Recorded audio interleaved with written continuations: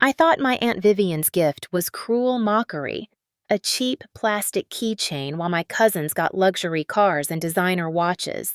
For years, I carried that $2 trinket as a reminder of how little I mattered to our wealthy family. But when she passed away last month, her lawyer handed me documents that made my blood run cold. That keychain wasn't an insult. It was the key to a $400,000 penthouse apartment. And the truth about why she gave it to me, it destroyed everything I thought I knew about my family. Before we dive into this shocking family betrayal that changed my life forever, tell me where you're watching from today. If you're ready to discover how a simple keychain exposed decades of family lies and led to the sweetest revenge imaginable, smash that like button and hit subscribe, because this story will leave you questioning everything you think you know about family loyalty. My name is Serafina, and I grew up believing I was the black sheep of the Morrison family. My father died when I was 8, leaving my mother and me to scrape by on her teacher's salary, while his relatives lived in mansions across town. Every family gathering was a reminder of our place in the hierarchy. The poor relations who showed up with store-bought desserts while everyone else arrived with catered delicacies. Aunt Vivian was my father's sister, the family matriarch who controlled the Morrison fortune built on real estate investments spanning 3 generations.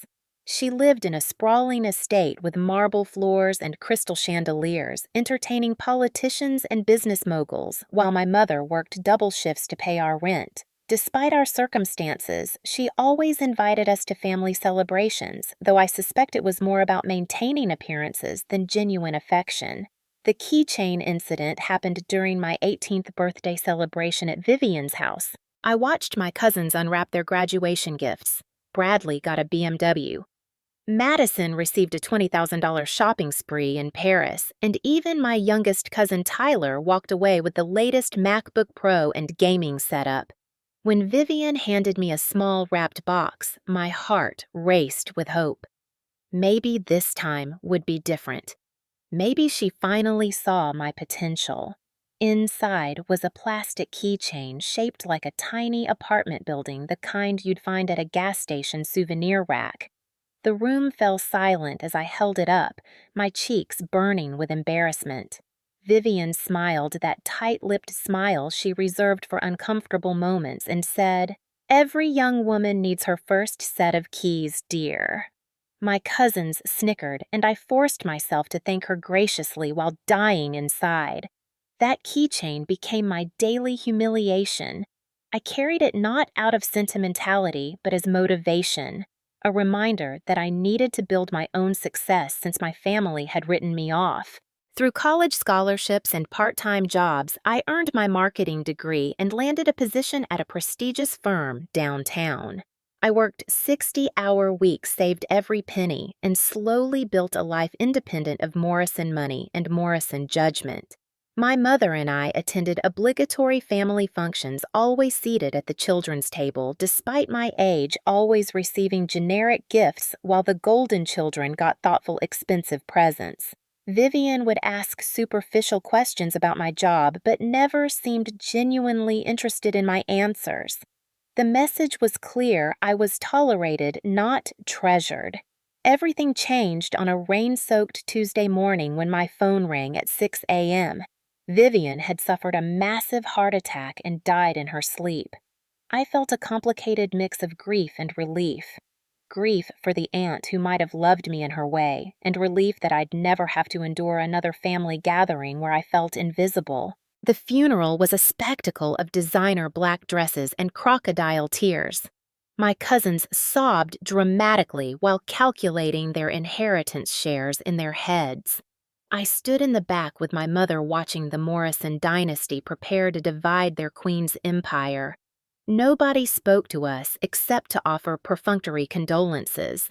3 days later, Vivian's lawyer Harold Brennan called requesting a private meeting.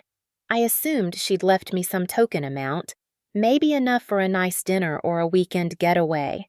Harold was a distinguished man in his 70s who'd handled Morrison family affairs for decades. His office smelled of leather-bound books and old money with portraits of influential clients covering every wall. Serafina, he began, adjusting his wire-rimmed glasses. Your aunt left you something quite significant. Before I explain, I need you to understand that Vivian was very specific about the timing of this revelation. He slid a folder across his mahogany desk containing property deeds, bank statements, and legal documents I didn't understand. The address caught my attention immediately. It was in the most exclusive neighborhood downtown where penthouse apartments sold for astronomical prices. Your aunt purchased this property 15 years ago, Harold continued, specifically with you in mind. The plastic keychain she gave you, it was a placeholder for these. He handed me a set of elegant silver keys. You've owned a $400,000 penthouse apartment since your 18th birthday. Vivian has been paying all taxes, maintenance fees, and utilities through a trust fund established in your name. My hands trembled as I processed his words. The humiliating keychain wasn't mockery. It was a promise. While I'd been struggling to afford my studio apartment across town, I'd actually owned luxury real estate in the city's heart. But why? I whispered. Why keep it secret? Why let me think she didn't care about me? Harold's expression grew somber. Because your aunt discovered something about your family that she needed time to investigate. She suspected financial fraud Serafina. Someone had been systematically stealing from family accounts for years, and she believed they'd target your inheritance directly if they knew about it.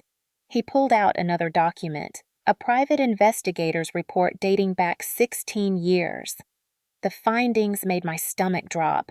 Bradley, my golden boy cousin who'd received every advantage and opportunity, had been embezzling money from family investment accounts since he turned 21.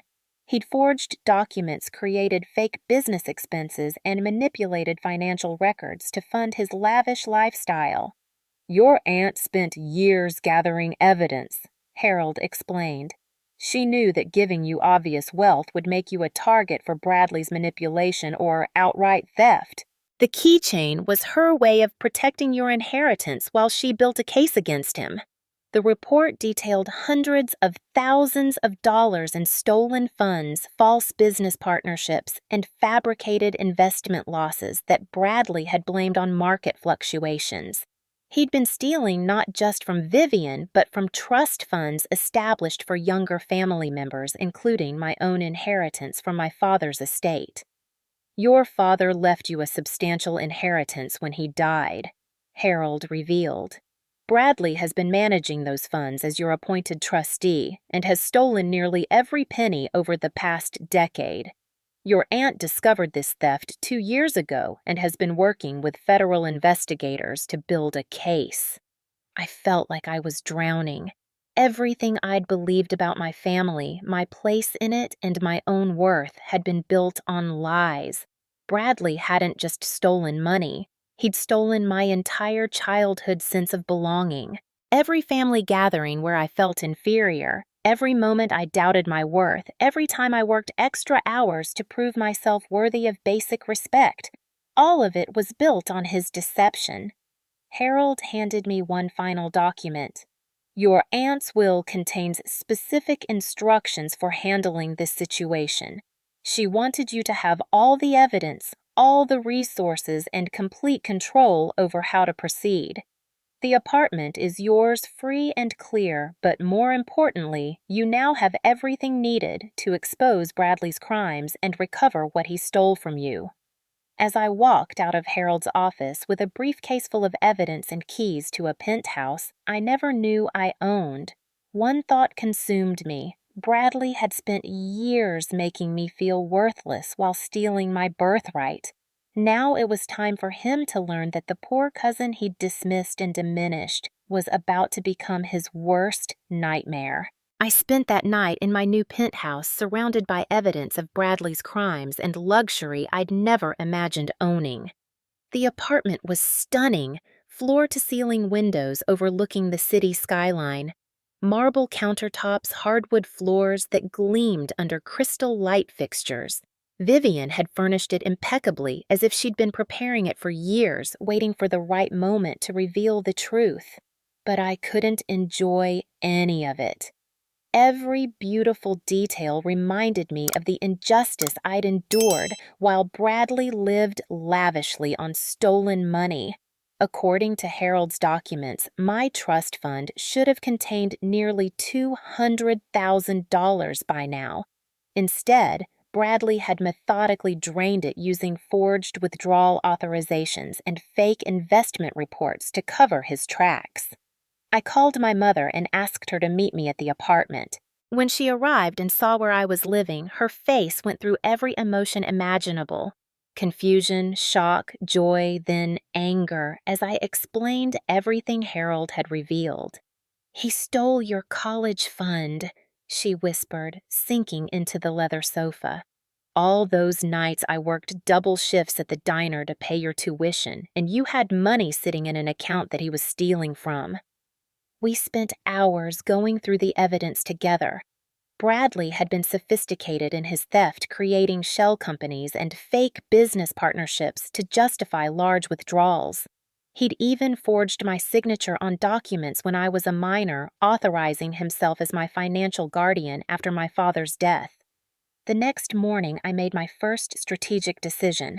Instead of immediately confronting Bradley or reporting him to authorities, I decided to gather additional evidence and expose him publicly at the upcoming Morrison family reunion, a lavish affair Vivian had been planning before her death.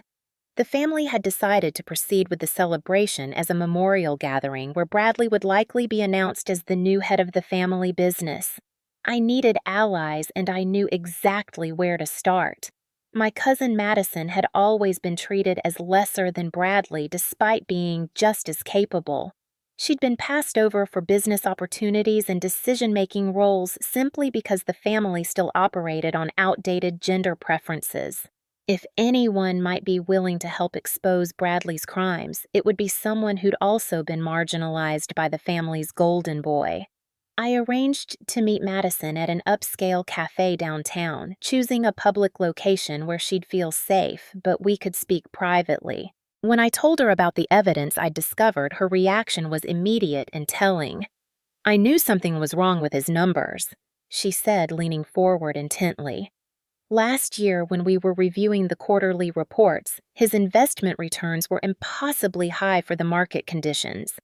When I questioned him about it, he made me feel stupid for not understanding complex financial instruments." Madison revealed that she'd been tracking discrepancies in family account statements for months, but hadn't known how to address them without solid proof. She'd noticed missing funds from the charitable foundation, unexplained business expenses, and investment losses that didn't align with actual market performance. "He's not just stealing from individuals," she explained. "He's been embezzling from the family foundation that supports local schools and hospitals. He's literally taking money meant for sick children and education programs." This revelation made my blood boil. It was one thing to steal from family members who had wealth, but stealing from charitable organizations crossed every moral line imaginable. I realized we weren't just dealing with family betrayal. We were uncovering systematic fraud that affected innocent people in our community. Madison and I spent the next week secretly gathering additional evidence. She used her access to family business accounts to document suspicious transactions, while I worked with Harold's private investigator to trace the money trail. We discovered that Bradley's thefts totaled over $800,000 across multiple accounts and organizations. The smoking gun came when Madison found copies of forged documents in Bradley's office computer. He'd kept digital records of everything, apparently confident that his technical skills and family position made him untouchable. Among the files were forged trust documents, fake business contracts, and even recorded conversations where he bragged to friends about creative financial management. With ironclad evidence compiled, I made my next move.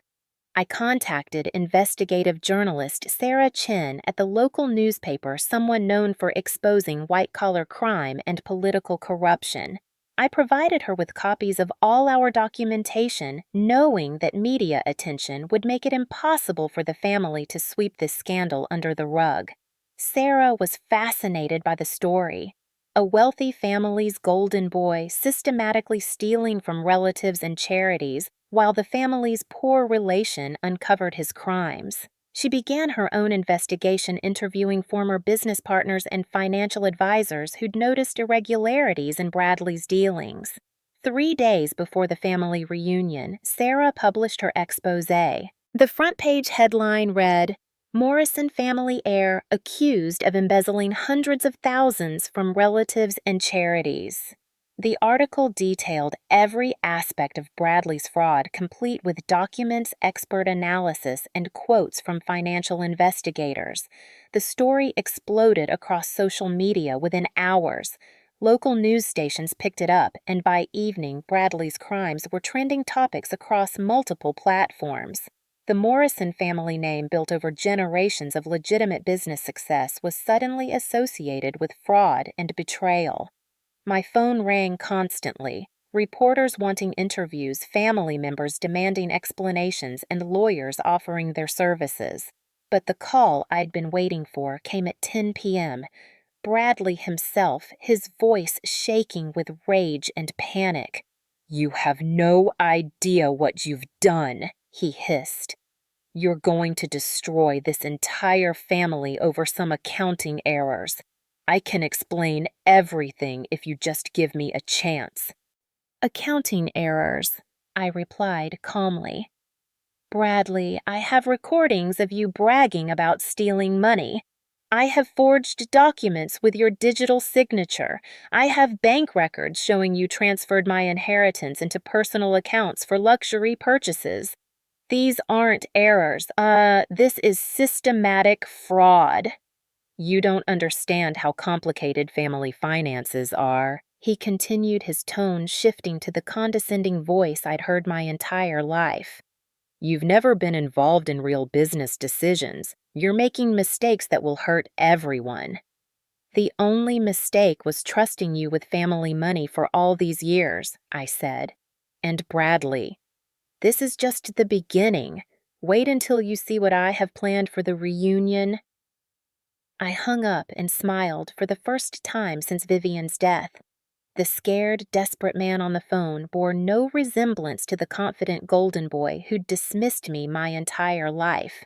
The family reunion was 2 days away, and I planned to ensure that Bradley's public humiliation matched every moment of private shame he'd caused me.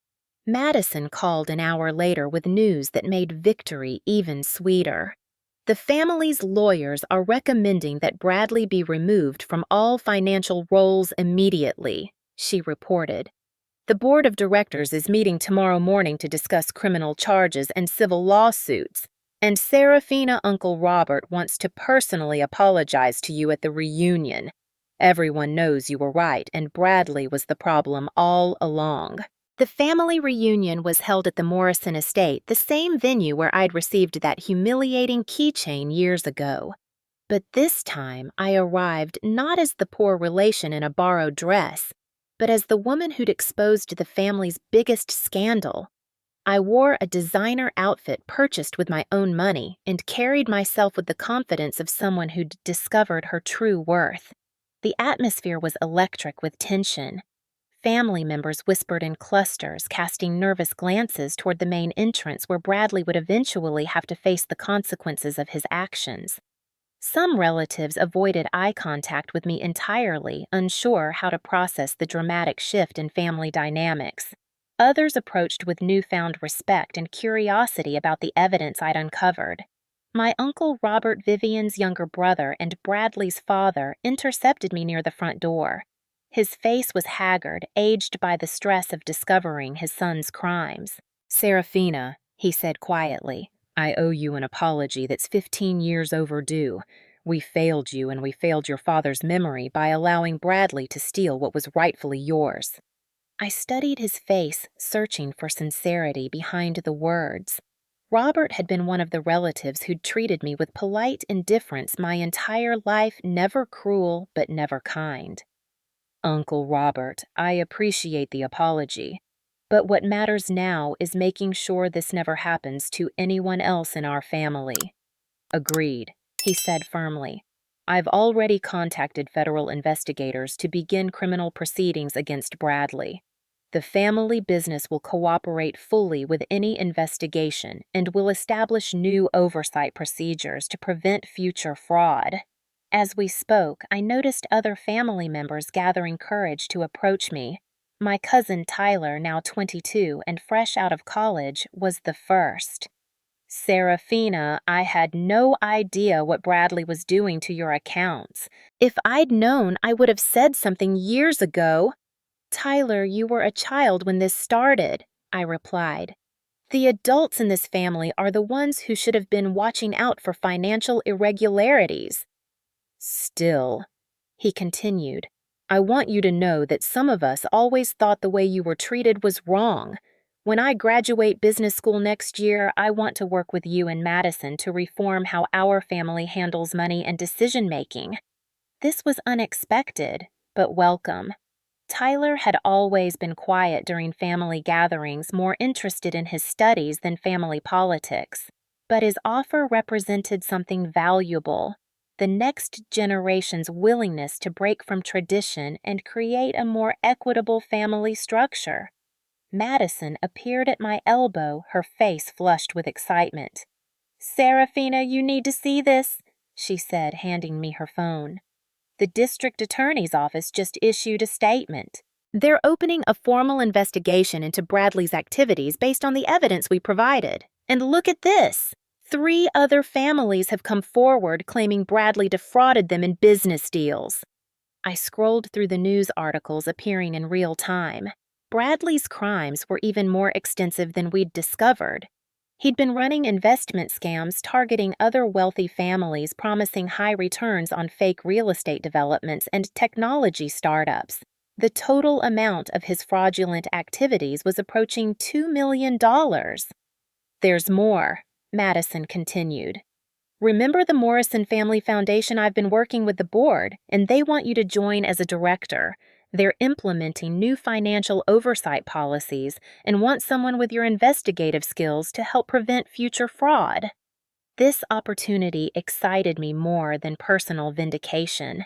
The foundation had been Vivian's passion project, providing scholarships and medical assistance to underprivileged families in our community. Joining the board would allow me to honor her memory while ensuring the organization's resources actually reached people who needed help.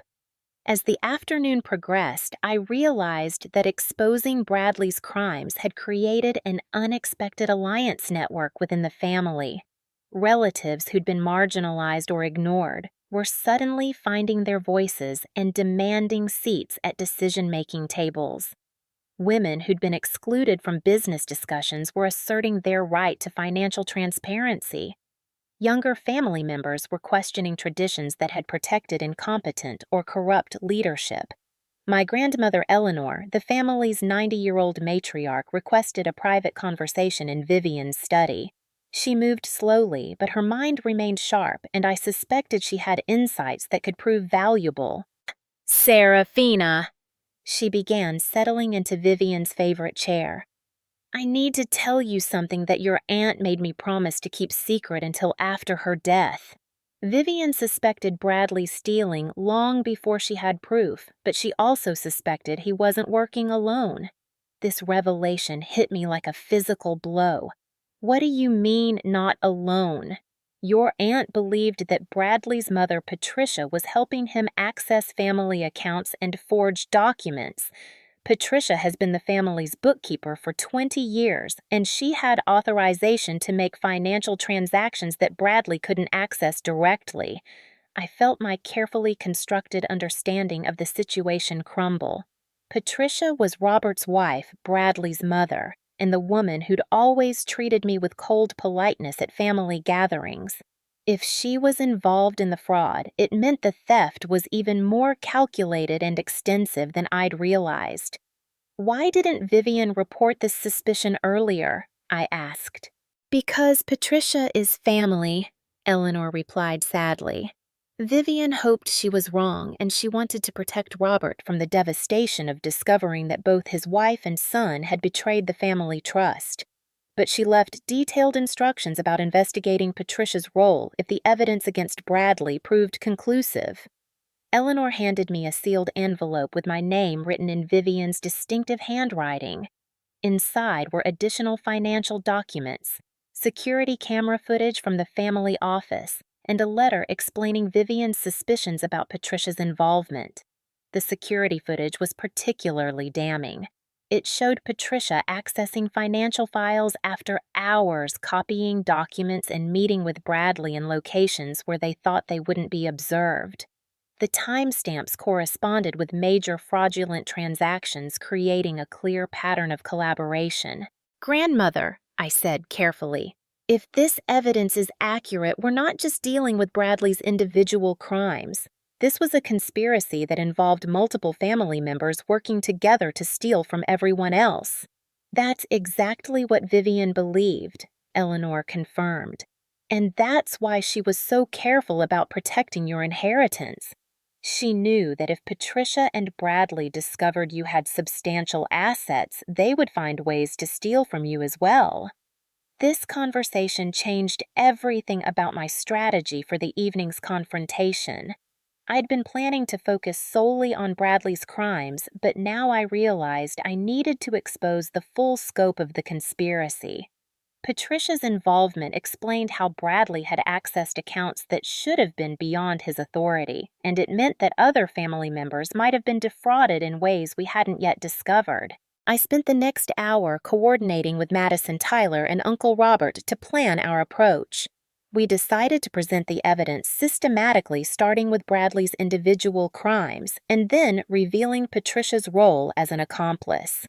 The goal was to ensure that both criminals faced appropriate consequences while protecting innocent family members from further financial damage.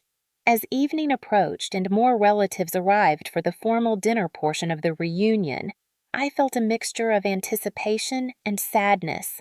This gathering would mark the end of our family's innocence and the beginning of a new era built on transparency and accountability. Some relationships would be permanently damaged, but others would emerge stronger through honest confrontation with past mistakes. The dining room filled with the usual suspects: wealthy relatives in expensive clothing making small talk about business ventures and vacation plans. But underneath the familiar social rituals, I could sense the tension building toward what everyone knew would be an explosive revelation. Bradley had arrived with Patricia, both of them attempting to project confidence despite the media attention surrounding their alleged crimes. It was time to finish what Vivian had started and ensure that justice prevailed over family loyalty. The formal dinner began with Robert standing to address the family. His voice trembled as he spoke about Vivian's legacy and the difficult discoveries that had emerged since her passing. I sat at the main table, this time no longer relegated to the children's section, watching Bradley and Patricia maintain forced smiles while knowing their world was about to collapse. Before we proceed with tonight's memorial service, Robert announced, we need to address serious allegations that have come to light regarding financial improprieties within our family business and trust accounts. The room fell silent. Bradley shifted uncomfortably in his chair while Patricia gripped her wine glass so tightly her knuckles turned white. I felt a surge of satisfaction watching them squirm, knowing they had no idea how much evidence we'd compiled against them. Robert gestured for me to stand. Serafina has uncovered evidence of systematic fraud that affects every member of this family.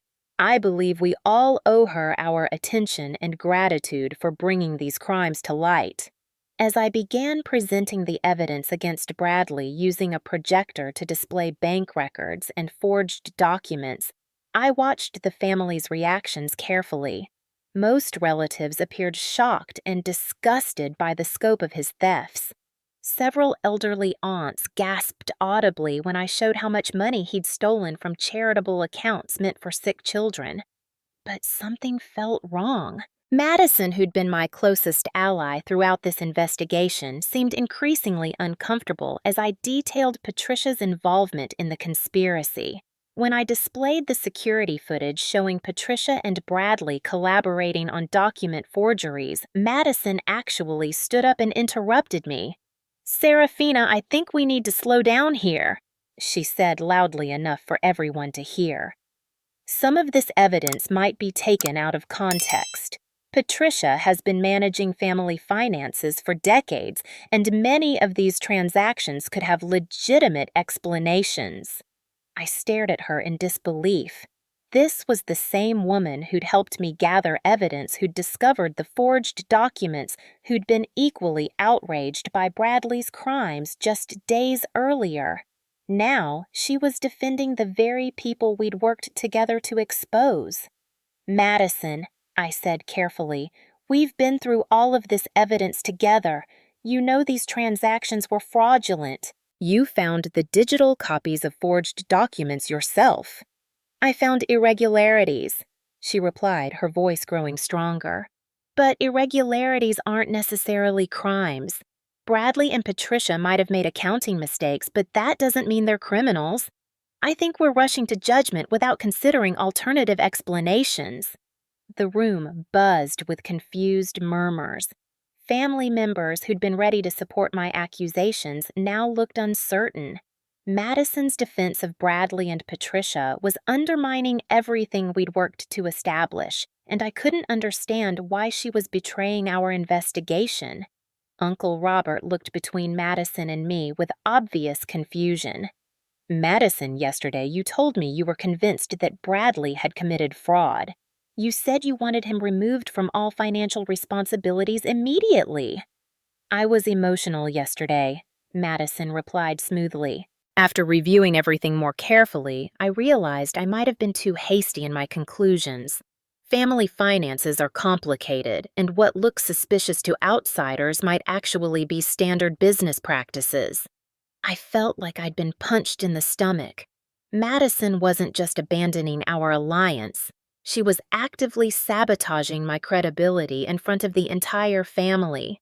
Without her corroboration, my evidence would seem less credible, and Bradley might escape serious consequences for his crimes. Bradley seized the opportunity to defend himself. "I appreciate Madison's reasoned approach to this situation," he said, standing with renewed confidence. "Serafina has never been involved in family business operations, so she doesn't understand how complex financial management works. What she's interpreting as fraud are actually sophisticated investment strategies and tax optimization procedures." "Sophisticated investment strategies," I shot back, my voice rising with anger.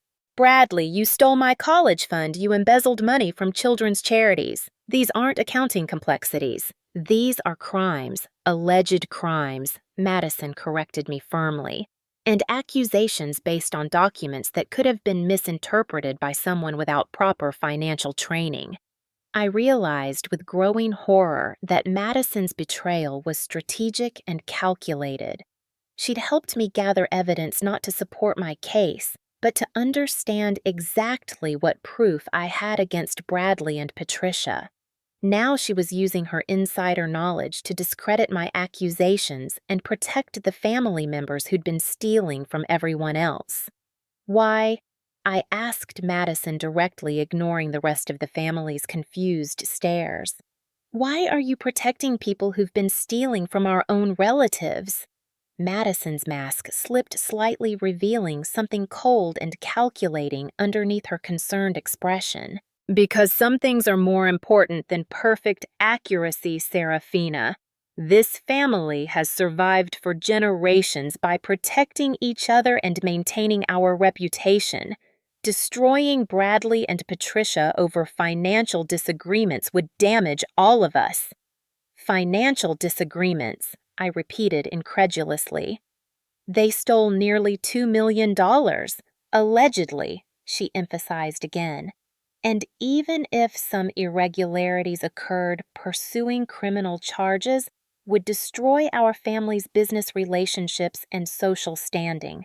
Sometimes forgiveness and private resolution are better than public justice.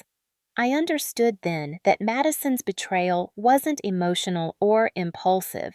It was a calculated decision to prioritize family reputation over accountability. She'd rather protect criminals than admit the Morrison family harbored fraud and corruption. The room divided visibly. Older family members, particularly those concerned about social status and business relationships, began nodding agreement with Madison's position. They wanted to handle everything privately, maybe transfer some money around to make victims whole and sweep the scandal under the rug. But younger family members and those who'd been marginalized by the existing power structure looked angry and disappointed. Tyler stood up and addressed Madison directly. "So, you're saying we should just ignore theft because holding criminals accountable might be embarrassing. That's exactly the kind of thinking that allowed this fraud to continue for years." "I'm saying we should be careful about destroying people's lives over accounting disputes," Madison replied coolly. "Accounting disputes?" Eleanor's voice cracked like a whip across the room. At 90 years old, she commanded immediate attention when she spoke. "Madison, dear, I've been managing money since before you were born, and what Bradley did wasn't accounting.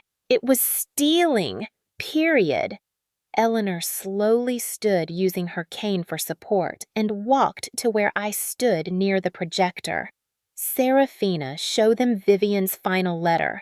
Show them what she discovered about this conspiracy and why she spent years protecting evidence instead of trusting family members to do the right thing."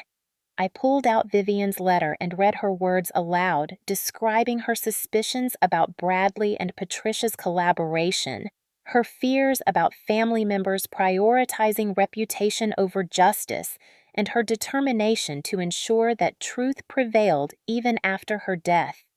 Vivian knew this would happen, I concluded, looking directly at Madison.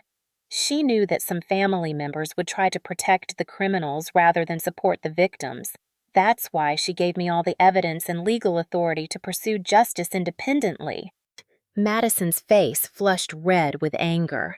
"Vivian was a paranoid old woman who saw conspiracies everywhere. You're using her fears and suspicions to tear apart relationships that took decades to build." "No," I said firmly. "I'm using her evidence and documentation to expose crimes that have been hidden for years. And Madison, your betrayal tonight just proved that Vivian was absolutely right to be suspicious of family loyalty protecting criminal behavior." Madison's betrayal had shaken the family gathering, creating confusion about who to believe and what evidence was credible. But I wasn't finished. Vivian had anticipated this exact scenario and had prepared additional resources to ensure that truth would prevail, even if family members chose reputation over justice. Before anyone makes final decisions about how to handle this situation, I announced to the room, "There's someone who needs to speak with all of you." I pulled out my phone and dialed a number that Vivian had given me in her final letter. "Harold, we're ready for you to join us now." 5 minutes later, Harold Brennan arrived with a briefcase and a companion who immediately commanded attention. FBI Special Agent Maria Santos, a financial crimes investigator who'd been working with Vivian for over a year. "Good evening, everyone," Agent Santos said, displaying her badge prominently. "I apologize for interrupting your family gathering, but I'm here to inform you that the FBI has been conducting an investigation into financial crimes involving the Morrison family businesses and trusts." The room erupted in shocked murmurs. Bradley's face went pale, while Patricia looked like she might faint. Madison stared at me with undisguised fury, realizing that my evidence was just the tip of an iceberg that included federal law enforcement. "Mrs. Vivian Morrison contacted our financial crimes unit 18 months ago," Agent Santos continued. providing extensive documentation of suspected embezzlement and fraud involving family trust accounts and charitable organizations. We've been building a case with her assistance, and her death actually triggered the next phase of our investigation." Harold opened his briefcase and pulled out additional documents. "Agent Santos, would you like me to present the evidence that Mrs. Morrison provided to federal investigators?" "Please proceed," she replied. Harold distributed copies of bank records that I hadn't seen before, offshore accounts in Bradley's name shell companies registered to Patricia, and money transfers that traced the stolen funds through multiple jurisdictions. Vivian had been working with federal investigators to track every penny of the embezzled money. These records show that Bradley Morrison and Patricia Morrison established secret accounts in the Cayman Islands and Switzerland, Harold explained. Over the past 5 years, they've transferred approximately $1.8 million from family trusts, charitable organizations, and individual accounts into these hidden assets.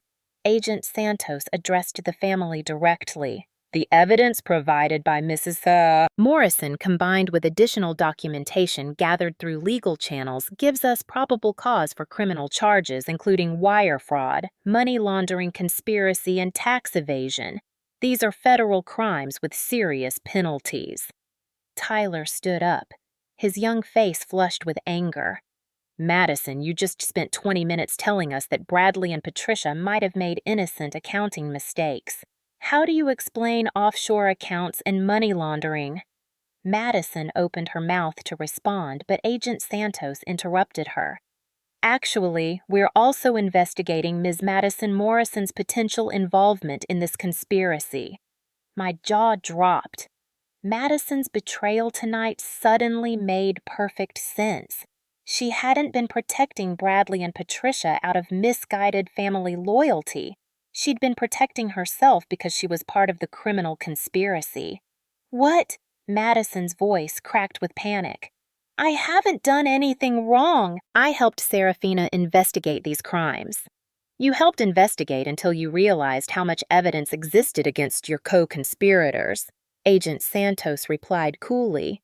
"Then you attempted to discredit the investigation and convince the family to handle everything privately. That behavior is consistent with someone who has criminal exposure." Harold pulled out another set of documents. "Madison, these are bank records showing that you received regular payments from the shell companies that Bradley and Patricia established. You've been receiving approximately $5,000 per month for the past 3 years in exchange for helping them access additional family accounts and providing insider information about financial oversight procedures." I felt sick. Madison hadn't just betrayed our alliance tonight. She'd been betraying the family for years while pretending to be a trustworthy member of the younger generation. Every conversation we'd had about financial irregularities, every piece of evidence she'd helped me find, had been calculated to help her understand what we knew and how to counter it. "The payments to Madison's personal accounts coincide with major thefts from family trusts," Agent Santos explained.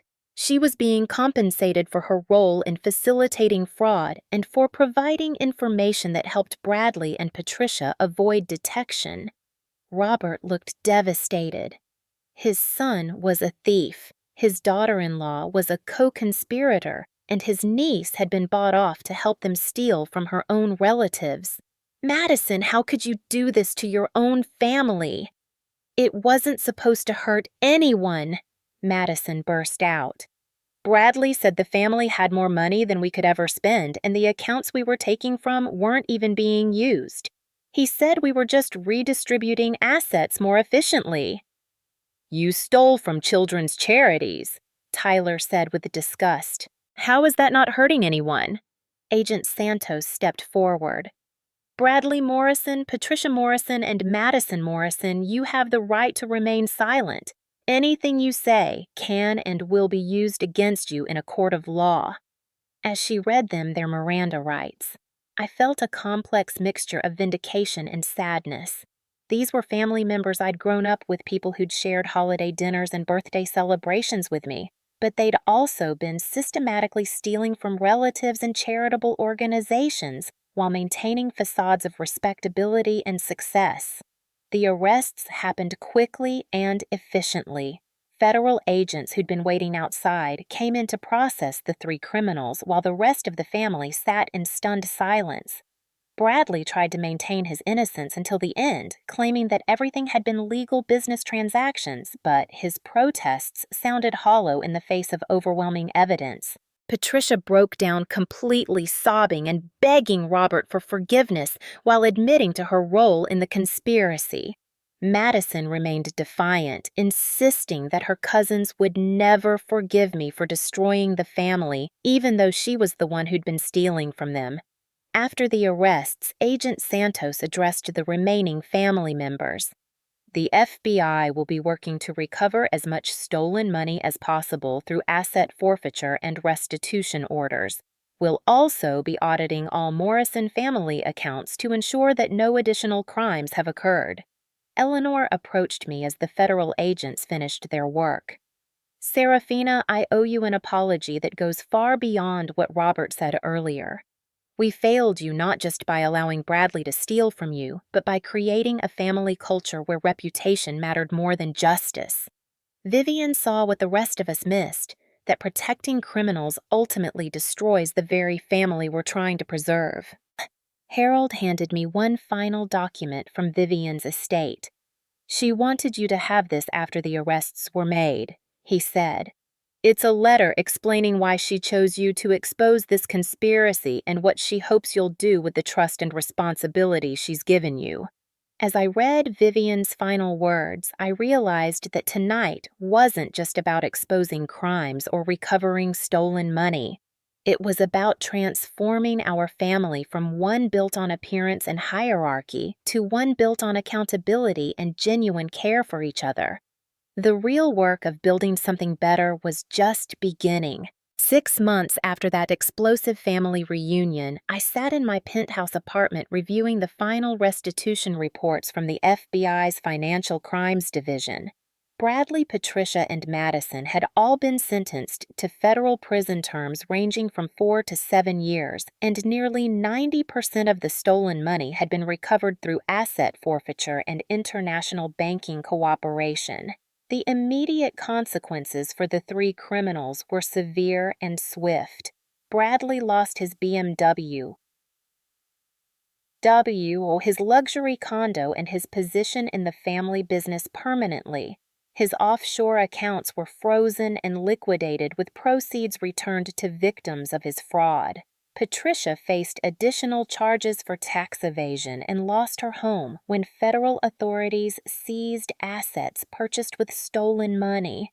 Madison's law degree couldn't protect her from conspiracy charges, and her legal career was destroyed before it truly began. But the deeper transformation was happening within our family structure itself. Robert had resigned from his leadership position in the Morrison business, recognizing that his failure to detect his own family members' crimes disqualified him from managing other people's money. Tyler, fresh out of business school, was leading a complete restructuring of our financial oversight procedures with input from independent auditors and ethics experts. The Morrison Family Foundation had been rebuilt from the ground up with new leadership and transparency requirements. As the new director, I'd implemented policies requiring multiple approvals for large expenditures, regular external audits, and public reporting on all charitable activities. The foundation was now funding twice as many scholarship programs and medical assistance initiatives as before the fraud was exposed. Eleanor had surprised everyone by establishing a new family trust specifically designed to support relatives who'd been marginalized or excluded from traditional family resources. The trust provided education funding, business startup loans, and emergency assistance to any Morrison family member who needed support, regardless of their relationship to the previous power structure. "You know what I've learned these past 6 months?" Tyler asked as we reviewed foundation applications in my apartment. He'd become my closest ally in rebuilding family relationships based on mutual respect rather than hierarchy. Aunt Vivian spent years trying to protect this family from criminals, but she also spent years protecting the family from itself. He was right. Vivian's investigation hadn't just exposed financial crimes. It had revealed how our family's obsession with maintaining appearances had created perfect conditions for fraud and abuse to flourish unchecked. The culture of unquestioning loyalty to successful family members had prevented anyone from scrutinizing Bradley's obviously suspicious financial results.